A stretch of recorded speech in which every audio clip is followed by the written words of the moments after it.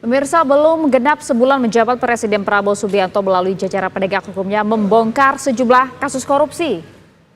Dari penangkapan 3 hakim kasus Ronald Tanur dan terbongkarnya uang 1 triliun di rumah mantan pejabat MA hingga keterlibatan pegawai Kementerian Komunikasi dan Digital dalam melindungi judi online.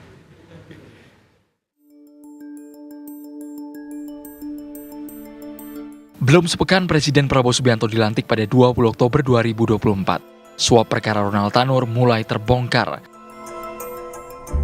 Penyidik Kejaksaan Agung menangkap 3 hakim yang membebaskan terdakwa Ronald Tanur dalam kasus penganiayaan kekasih hingga tewas.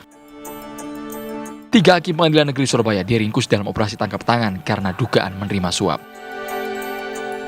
Menyusul penangkapan 3 hakim kasus Tanur, Kejaksaan Agung meringkus mantan pejabat Mahkamah Agung Zarof Rikar di Jimbaran, Bali. Dari penggerebekan rumah Rikar di Senayan, Jakarta, Kejaksaan Agung membongkar temuan mengejutkan, yaitu uang rupiah dan mata uang asing, serta 51 kg emas batangan. Total temuan senilai 1 triliun rupiah dikoleksi Zarof selama 10 tahun, termasuk dari suap kasasi perkara Ronald Tanur.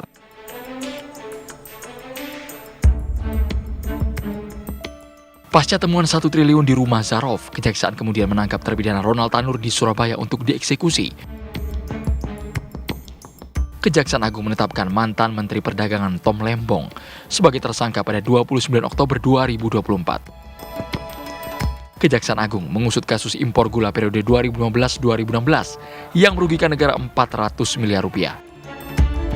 Dari temuan Kejaksaan Agung, Tom Lembong memberikan persetujuan impor gula, padahal rapat antar kementerian memutuskan Indonesia surplus gula sehingga tidak perlu impor.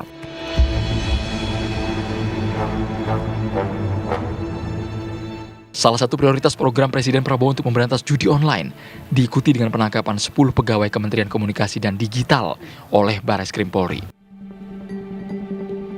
Penggeledahan dilakukan di ruko 3 lantai yang dinamakan kantor satelit. Polisi menemukan komputer untuk memantau situs judi daring. Ruko disewa para tersangka tanpa sepengetahuan atasan mereka di Kementerian Komunikasi dan Digital.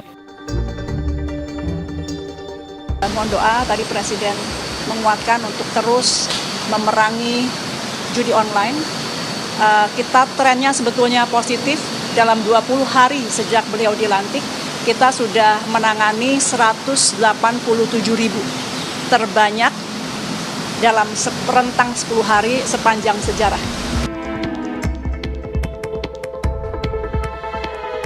Gebrakan apa lagi yang akan diambil jajaran penegak hukum pemerintahan Prabowo Gibran? Tim TV One mengabarkan.